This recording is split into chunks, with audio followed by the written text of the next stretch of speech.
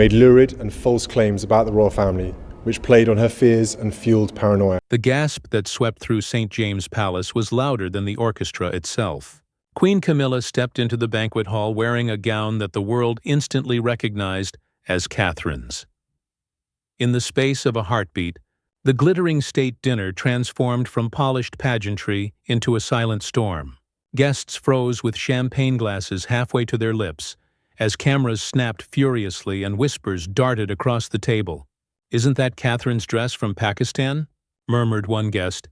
Royal watchers remembered it well.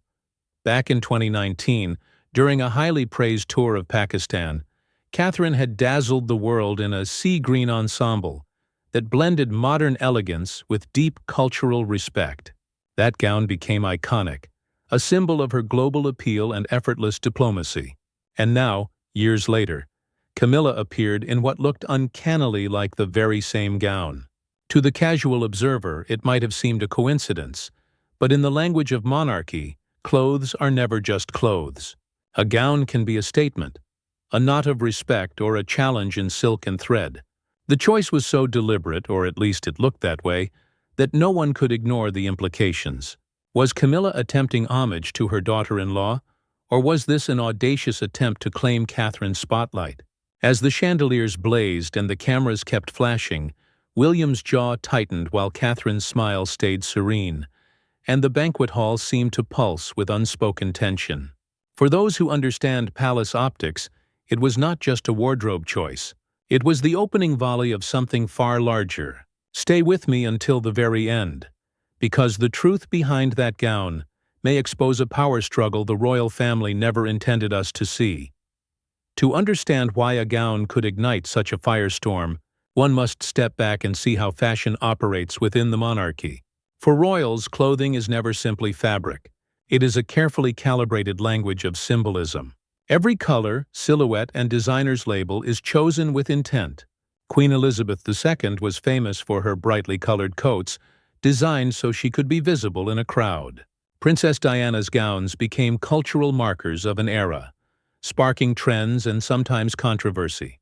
And Catherine, now the Princess of Wales, has carved her reputation as a global style icon by blending diplomatic sensitivity with modern elegance. When Catherine wore that sea-green shalwar kameez in Pakistan in 2019, it wasn't just a fashion moment, it was an act of diplomacy. By adopting a traditional silhouette that honored local customs, she won praise not only in Britain but across South Asia. Newspapers from Islamabad to London ran the photographs, framing Catherine as the perfect ambassador for a modern monarchy. That image stuck, becoming part of her global brand, the very brand that Camilla seemed to step into at St. James's Palace. The choice of that particular gown was jarring because Camilla has historically taken a different approach to royal dress. She has favored safe, structured suits and pastel gowns, steering clear of iconic statements. Her style was practical, even understated, which is why this sudden overlap with Catherine's wardrobe was so striking. Was it a mistake from the palace's archive of stored garments? Was it a stylist's error? Or was it, as many suspected, a calculated move to step into Catherine's territory, if only for one night? Palace insiders often talk about the royal wardrobe as though it were a vault of treasures. Dozens of gowns, coats, and accessories catalogued and archived, some for reuse and others for ceremonial display. Over the years, a handful of garments have been loaned or restored, and occasionally, confusion arises about provenance. Rarely, almost never, do two senior royals appear in the same or nearly identical piece, especially one tied so directly to a signature moment. That was why the shock rippled so quickly across the banquet hall. It felt like a breach of the unwritten rules of royal optics. The audience that night was not just British dignitaries, but international guests, including ambassadors from Commonwealth nations. To them, Catherine's original Pakistan gown had symbolized respect for their culture, and seeing Camilla in what looked like the same ensemble blurred lines in a way that made many uneasy. Fashion historians call this symbolic repetition. When one figure reuses another's visual legacy, it shifts public memory and power dynamics. And in monarchy, those dynamics are everything. It wasn't only the guests who noticed. Sophie, Duchess of Edinburgh, was said to have remarked quietly to a companion, "That's Catherine's gown, isn't it?"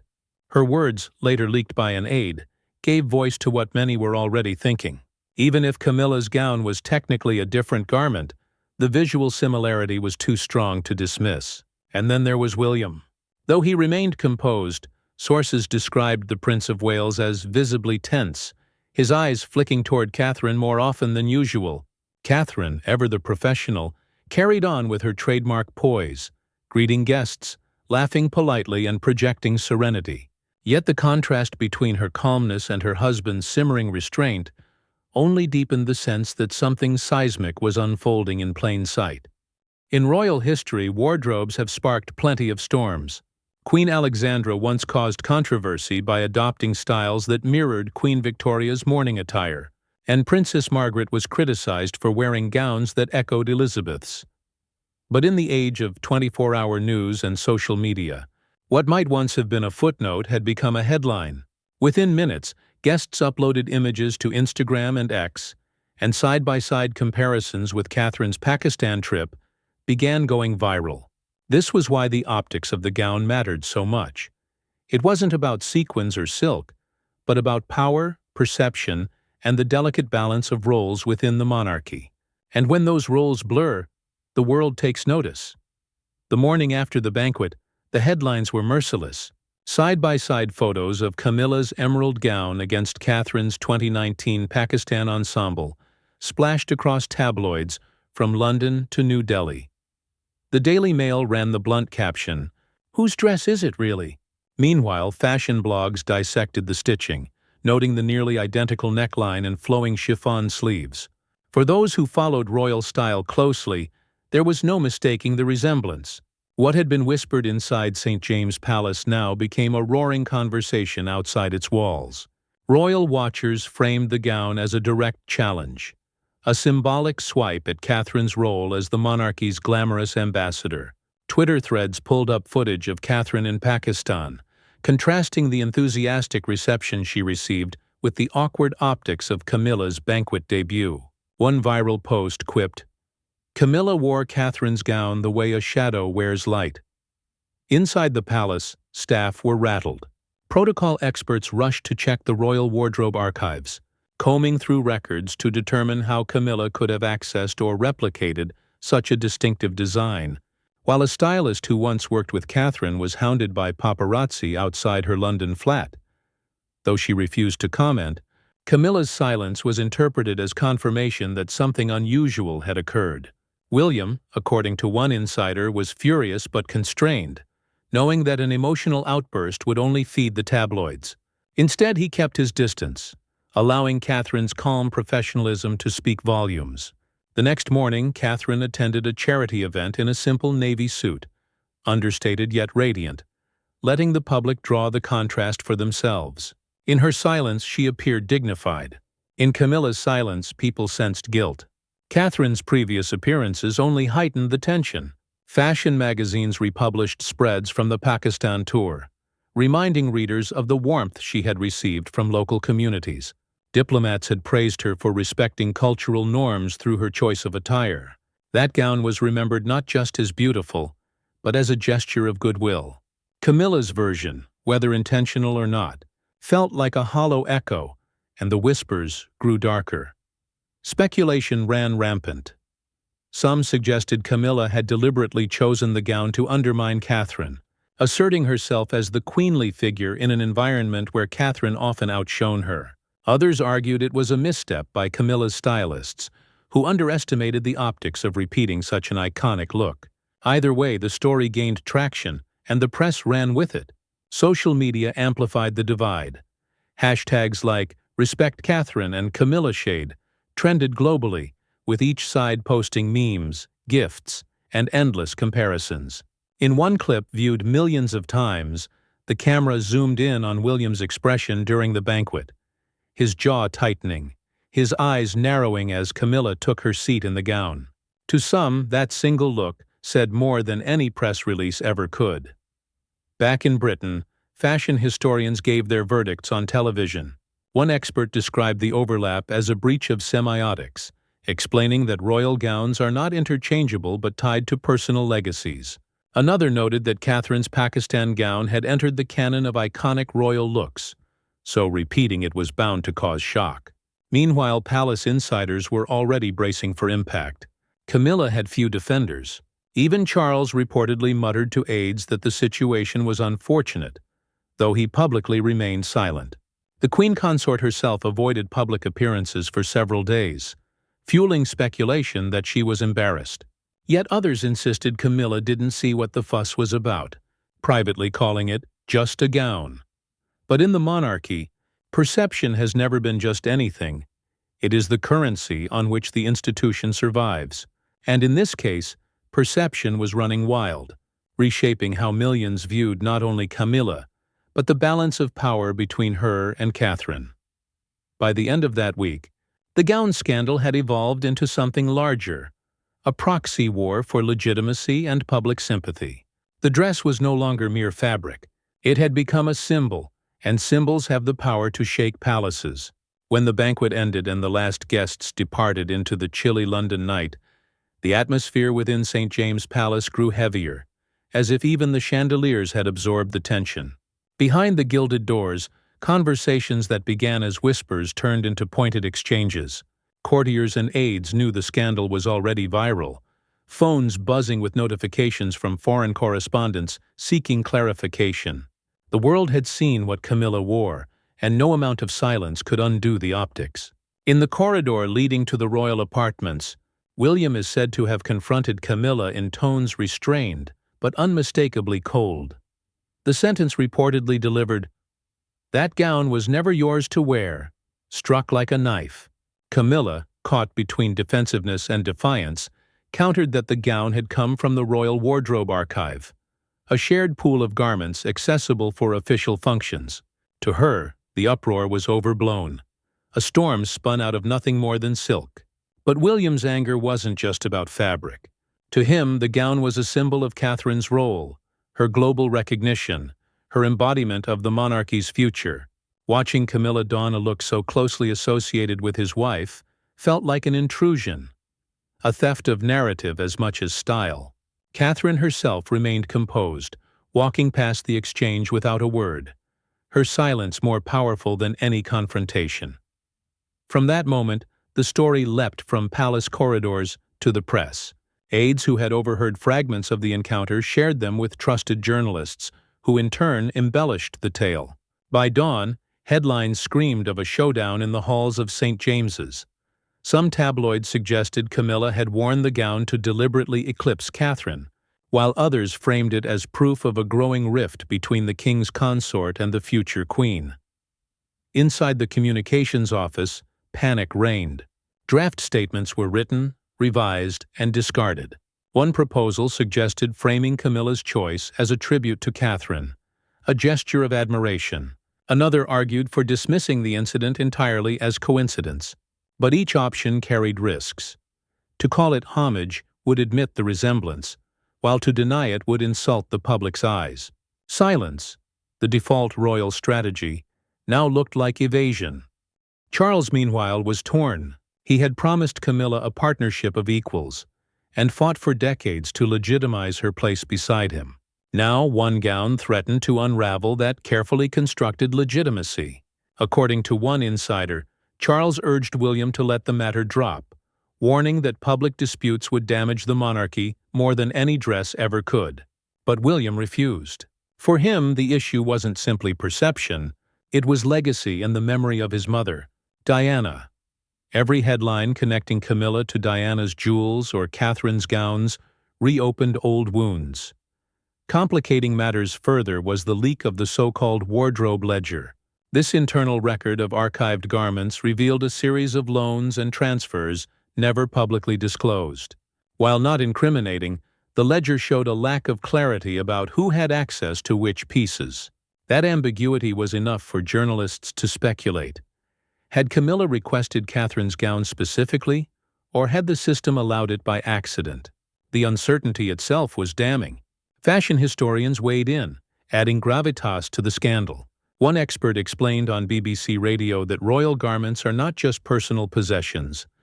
They are cultural artifacts tied to moments of statecraft. By wearing Catherine's gown, Camilla had blurred a line that was meant to be impermeable. Another commentator noted that Catherine's Pakistan outfit had been a triumph of soft power diplomacy, and repeating it without context diluted its original meaning. These analyses gave the story intellectual heft, making it harder for the palace to dismiss as mere tabloid fodder. Internationally, the reaction was sharp. In Pakistan, newspapers expressed disappointment, calling Camilla's choice tone-deaf and questioning whether it diminished the respect Catherine had shown years earlier. In Commonwealth nations, critics seized on the scandal as proof of a monarchy out of touch with symbolism. Even in the United States, late-night hosts mocked the situation with biting humor, portraying Camilla as a royal copycat, and William as the exasperated heir. Back inside the palace, the mood among staff was grim. Some aides believed Camilla had been poorly advised by stylists unfamiliar with the sensitivities of royal optics. Others suspected a more deliberate motive, a desire to assert herself in a family where Catherine's popularity often overshadowed her. Regardless of the truth, loyalty to Camilla was thin. Many courtiers privately aligned with William and Catherine, seeing them as the monarchy's future, and Camilla as a lingering liability. Catherine's quiet response only widened the gulf. By refusing to comment, she allowed the scandal to consume itself, positioning herself as dignified and above the fray. Her appearance at a children's charity days later, dressed simply and smiling warmly, was splashed across front pages under headlines like "Grace Under Fire."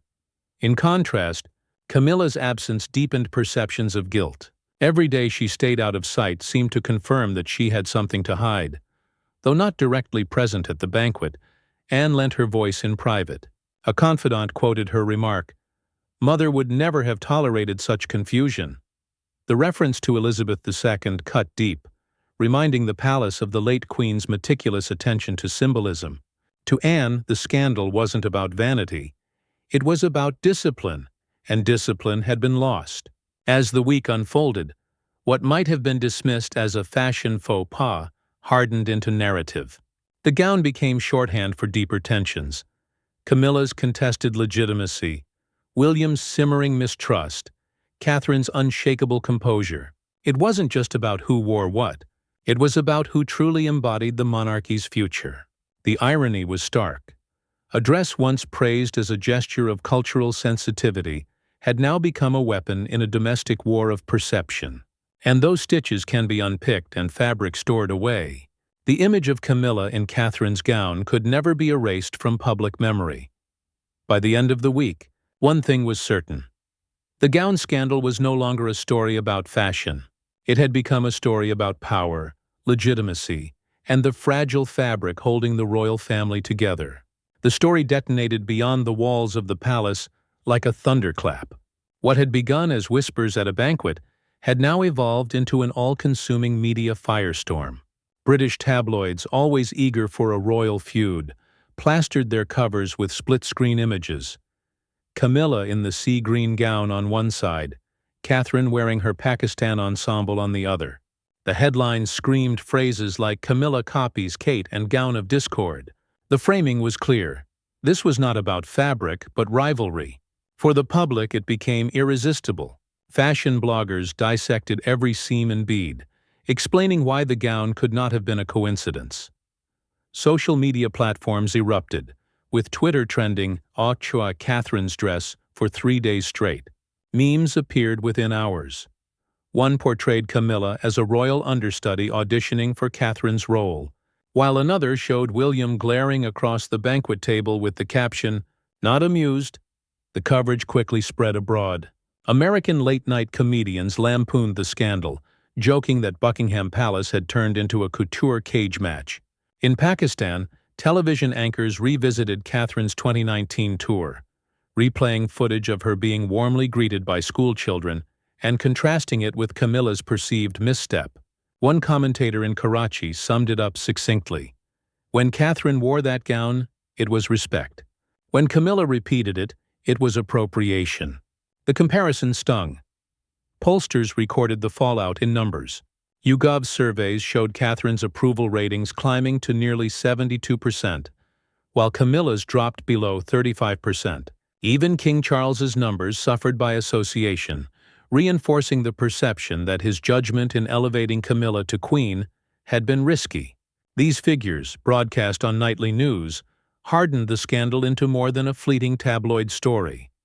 It became data, evidence of shifting tides in public opinion. Inside the palace, frustration boiled over. William refused to issue a softening statement, insisting that silence was the best way to avoid inflaming the situation. Charles, however, grew increasingly anxious. He wanted to protect Camilla, but every defense he considered seemed destined to backfire. To say nothing made Camilla appear guilty. To explain too much risked confirming that the resemblance had been deliberate. It was a lose-lose situation, and the king was painfully aware of it. Meanwhile, Catherine's composure proved devastatingly effective.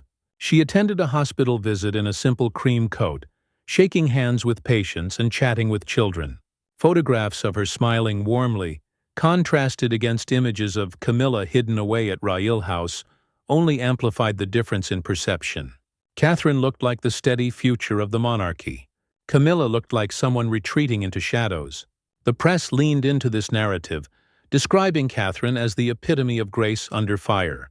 The more she said nothing, the more powerful her silence became.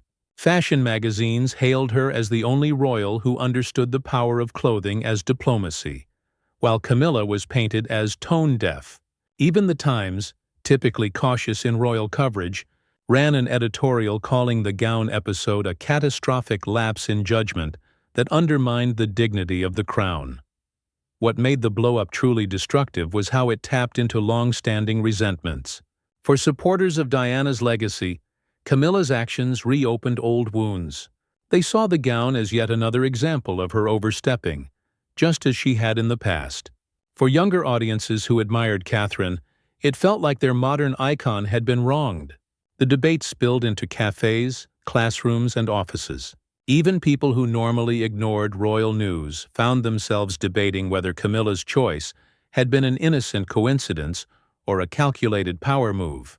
In Parliament, Republican MPs seized on the scandal, using it to argue that the monarchy was out of touch and obsessed with image.